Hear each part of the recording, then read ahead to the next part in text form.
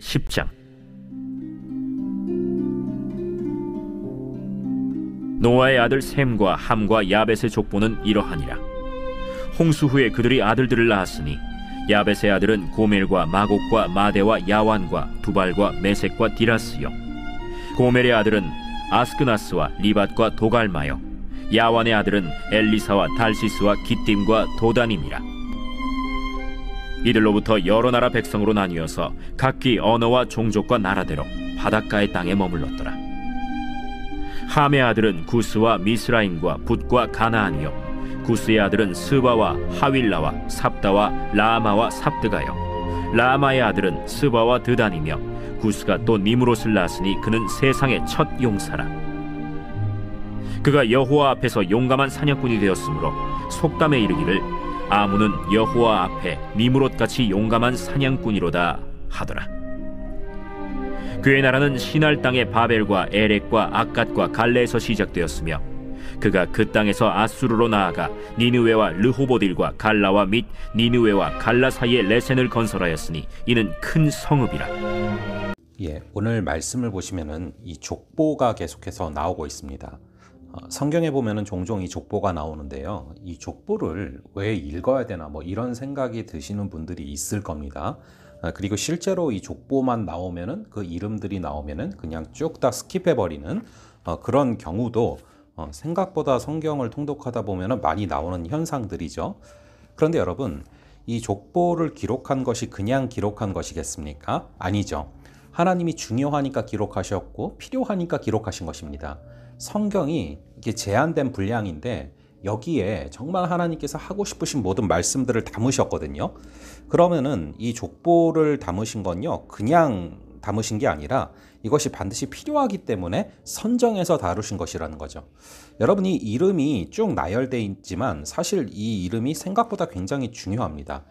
여러분, 이 창세기 5장에서 한번 족보가 쭉 나왔잖아요. 그리고 이제 이어서 창세기 10장에서 족보가 이어지고 있는데, 창세기 5장에서는 우리 하나님께서 이 아담과 하와에게 선악과를 먹으면 반드시 죽는다 말씀하셨어요. 그리고 진짜로 죽는 것이 창세기 5장에서 지속적으로 이어집니다.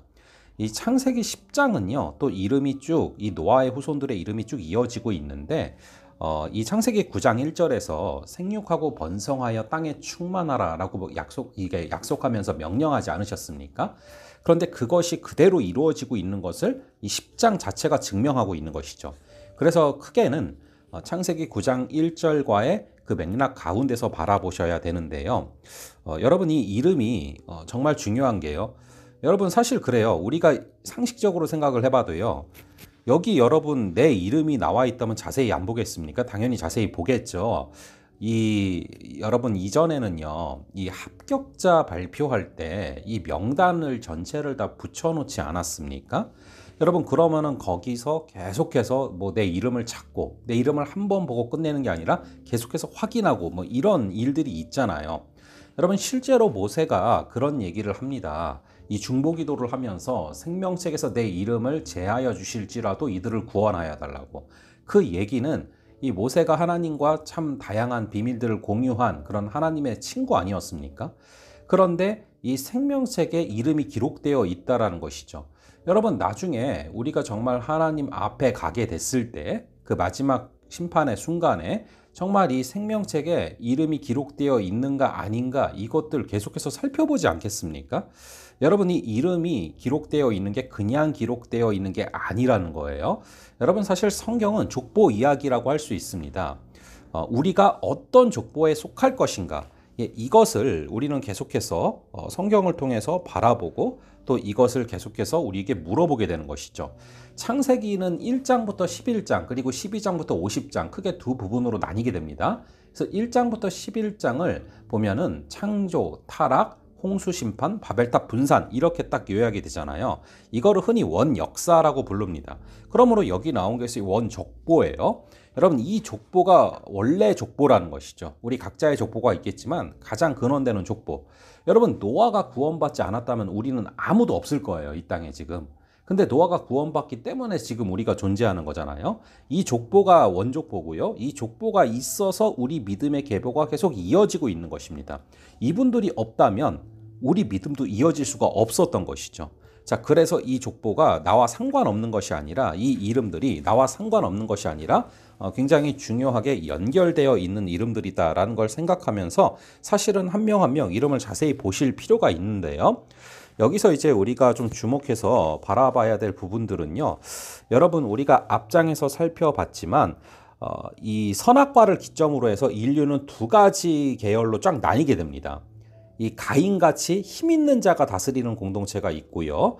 또 하나님을 의지하는 공동체가 있습니다. 계속해서 이 두 가지 계열로 이어집니다. 그래서 성경은 이제 창세기 5장에 보면요. 이 아담의 족보를 등장시키면서 그러면서 결국에는 셋 계열이 주인공임을 밝히고 있거든요. 그러니까 여러분, 셋이 누구냐 하면은 이 아담이 가인과 아벨을 낳는데 가인이 죽이잖아요, 아벨을. 그래서 아벨 대신에 주신 것이 셋이었죠.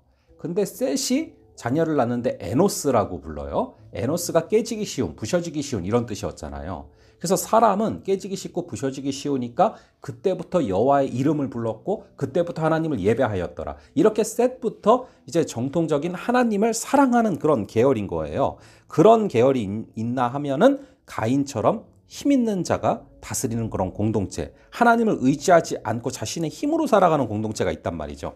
계속 이 두 가지 흐름으로 이어지고 있습니다. 그래서 가인은 하나님 앞을 떠나서 성을 쌓았다라고 나오거든요. 그러니까 여러분, 반대로 셋은 여호와의 이름을 부르면서 살아갔고요. 그런데 가인이 성을 쌓은 이유가 무엇입니까? 자신의 그 마음속에 있는 불안함과 두려움 때문이죠. 범죄함으로 하나님의 품을 떠나니까 불안하고 두려워서 자신이 지키려고, 하나님을 믿는 것이 아니라 하나님을 떠나서 자신을 지키려고 하는 것이죠. 자, 그런 어떤 계열들이 나오는데요. 사실 이 족보들이 쭉 이어진단 말이죠. 그래서 창세기 5장에서는요. 이렇게 아담부터 시작해서 셋, 그리고 노아까지 딱 끝내요. 근데 그리고 나서 이제 노아에서 끝났던 족보가 창세기 10장으로 오면은 다시 이제 노아의 아들 셈, 함, 야벳으로 해서 쭉 이어지는 것이죠. 근데 이게 여러분, 족보를 아시면은 성경의 전체적인 맥락을 정확히 파악하실 수가 있는데, 이렇게 셈과 함과 야벳, 즉 이제 노아의 아들들로부터 이어지는 족보가 이렇게 쭉 보시면은 이 셈에서 딱 끝나잖아요. 예, 그리고 이 셈이 결국에는 계속해서 또 하나님의 자손으로 이어지는데, 그래서 이것이 이제 나오고 나서 11장에서 바벨탑 사건이 벌어집니다. 이게 이유가 있어서 족보를 기록해 놓은 거예요. 그리고서 바벨탑 사건의 뒷부분에 보면은 또 이 족보가 이어집니다. 바로 이제 뒤에 보겠지만 11장 10절에 보면은 이제 셈의 족보를 또다시 이어서 셈에서 아브라함까지 이어지는 것입니다. 그리고서 12장에서 아브라함이 등장해요. 그러니까 여러분, 이 족보를 통해서 결국에는 이 하나님을 믿는 자녀들, 그 하나님을 믿는 계보가 계속해서 정확하게 이어지고 있는 것입니다. 자, 그래서 여러분, 오늘 이 족보들을 보시면은요, 특별히 좀 우리가 살펴보려고 하는 것이 8절에 구스가 또 니므롯을 낳았대요. 그는 세상의 첫 용사라. 그가 여호와 앞에서 용감한 사냥꾼이 되었으므로 속담에 이르기를 아무는 여호와 앞에 니므롯같이 용감한 사냥꾼이로다 하더라라고 나와 있어요. 마치 이것만 보면은 뭐 이렇게 좋은 얘기 같잖아요. 근데 이게 이제 약간의 성경 해석의 아쉬운 부분인데, 그가 여호와 앞에서 용감한 사냥꾼이 되었다, 이러니까 이게 좋은 의미 같지만 여호와 앞에서라는 것은 사실 이 전치사를 정확히 보면요, 여호와를 대적해서, 여호와를 반항해서 뭐 이런 뜻입니다. 여호와를 대적하면서 용감한 사냥꾼이 되었다. 그러니까 여러분, 이것은요, 인간 사냥꾼을 뜻해요. 굉장히 많은 생명을 희생시킨 그런 첫 용사, 이것은 첫 전쟁 군주가 됐다는 것입니다. 그리고 니므롯이란 이름 뜻 자체가 배반자, 반역자, 이런 뜻을 갖고 있습니다. 이것이 이제 이 셈, 함, 야벳 중에서 이 수치를 폭로했던 이 함의 자손들이잖아요. 그런데 그 함의 자손인 니므롯이 엄청 큰 용사고 엄청 용감한 사냥꾼이라 엄청 인간들을 희생시키고 많은 사람들을 사냥했는데, 그들이 결국에 10절에 보면은 바벨, 여러분 이 바벨 탑이 결국 성을 쌓는 거 아닙니까? 바벨을 쌓지 않습니까? 그리고 11절에 보면은 그가 그 땅에서 아수르로 나아가 니느웨, 여러분 이 니느웨는요, 주위 둘레만 90km가 될 정도로 큰 도시였어요. 이런 도시를 건설하는 자들이 니므롯이었단 말이죠. 여러분, 그래서 마치 이것만 보면은 마치 본받아야 될 사람들 같지 않습니까? 그런데 여러분, 사실 이것을 선택해야 되는 거예요. 우리가 니무롯의 후손이 되고 싶은가? 아니면 셋의 후손, 즉 하나님을 사랑하는 그 아브라함의 계열에 들어가고 아브라함의 계열이 되고 싶은가? 이것을 택하는 것이죠. 여러분, 이것은 결국 여기서 갈린다고 했습니다. 자신을 위해서 성을 쌓는 것이 가인의 후손이고, 그리고 셋과 에노스는 무엇이었습니까? 내가 부셔지기 쉽고 깨지기 쉽기 때문에 하나님의 이름을 의지하고 하나님을 의지하는 자들이라는 것이죠. 여러분, 오늘 하루도 여러분들이 이 족보를 보면서 이 족보가 있었기 때문에, 이 믿음의 계보가 있었기 때문에 결국 우리가 이어질 수 있고, 우리 역시도 궁극적으로 이 계보로 이어져서 생명책에 들어가야 될 사람들 아닙니까? 생명책에 들어가 있는 사람들 아닙니까? 그렇다면 우리는 나 자신을 위해서 성을 쌓는 것이 아니라, 우리가 깨어지기 쉽고 부셔지기 쉽기 때문에 결국 우리가 하나님의 이름을 부르며 하나님을 예배하며 나아가는 그런 자가 되어야 할 줄로 믿고, 또 우리가 살아가는 순간순간마다 여호와의 이름을 부르며 또 하나님을 위하여 살아가는 모든 순간들 되시기를 바랍니다. 잠시 기도하겠습니다. 아버지 하나님, 이 족보를 왜 읽어야 되는지 우리가 살펴보았습니다. 이 족보가 있었기 때문에 우리 믿음의 계보가 지금도 이어지고 있으며, 결국에는 이것이 계속해서 이 믿음이 다음 세대로 이어지는 그 계보와 연결되어 있는 원족보임을 다시금 바라봅니다. 아버지 하나님, 이 족보를 통하여서 결국에는 하나님의 그 말씀이 온전히 이루어지되 확실히 이루어진다라는 것을 확신하게 하시고, 특별히 우리가 오늘 하루도 다시금 어떤 길을 걸어갈 것인가 다 선택할 수 있는 아버지 하나님, 우리가 계속해서 이 가인처럼 내 자신을 위해서 성을 쌓는 그런 가인의 계보를 걸어갈 것인가, 이 니무롯처럼 정말 많은 사람들을 희생시키면서 바벨탑을 쌓고 엄청 큰 도시를 지어가면서 정말 화려하게 나를 지키고 나아가는 그런 가인의 후예가 될 것인가, 아니면은 이 셋처럼 그리고 에노스처럼 깨지기 쉽고 부셔지기 쉽지만 그러하기 때문에 하나님의 이름을 부르고 예배하며 살아갈 것인가를 선택하게 하시고, 간절히 바라기는 이 셋 그리고 아브라함까지 이어지는 아버지, 이 길을 걸어갈 수 있는 그런 우리가 되게 하여 주시옵소서. 주님께서 오늘 하루도 매 순간 예배하며 그런 순간들을 살아갈 수 있도록 붙들어 주실 줄을 믿사오며, 이 모든 말씀 우리 주 예수 그리스도의 이름으로 기도합니다. 아멘. 그럼 계속해서 기도하시고 또 다음번에 뵙도록 하겠습니다.